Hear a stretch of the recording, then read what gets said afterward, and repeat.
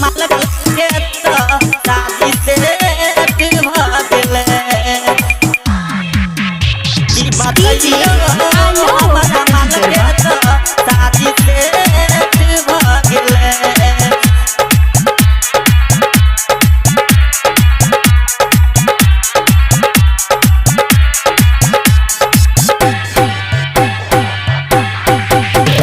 बताइयो हमारा मालक के तो शादी से भगले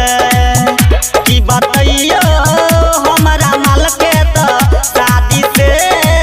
भगले आती हम कहियो रे दिल कहियो धोखा रे आती हम कहियो रे दिल कहियो धोखा रे आ दिल तोड़ कर जेते की बताइयो हमारा मालक के तो शादी से भगले की बताइयो हमारा मालक के तो शादी से भगले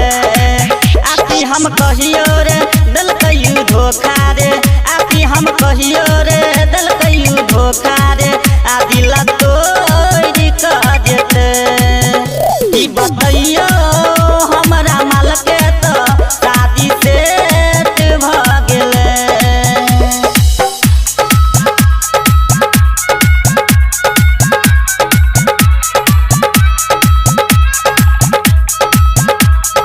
डीजे आलोक गरबा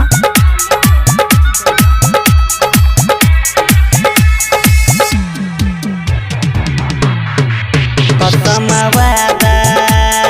वादा नैनी भैला करे भैला करे कसम वादा वादा नैनी भैला करे भैला करे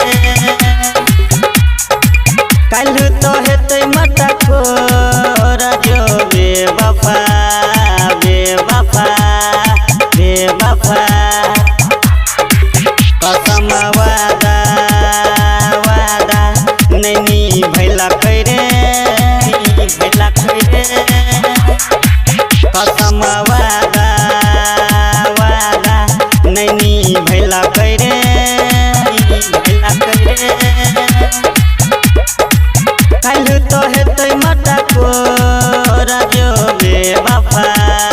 बेवफा बेवफा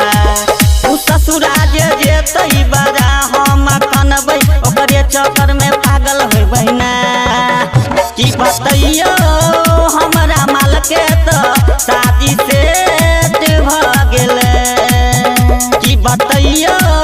हमारा मालक के तो शादी से भगले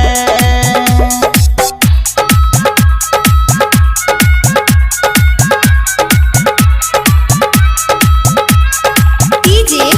आलोक गरबा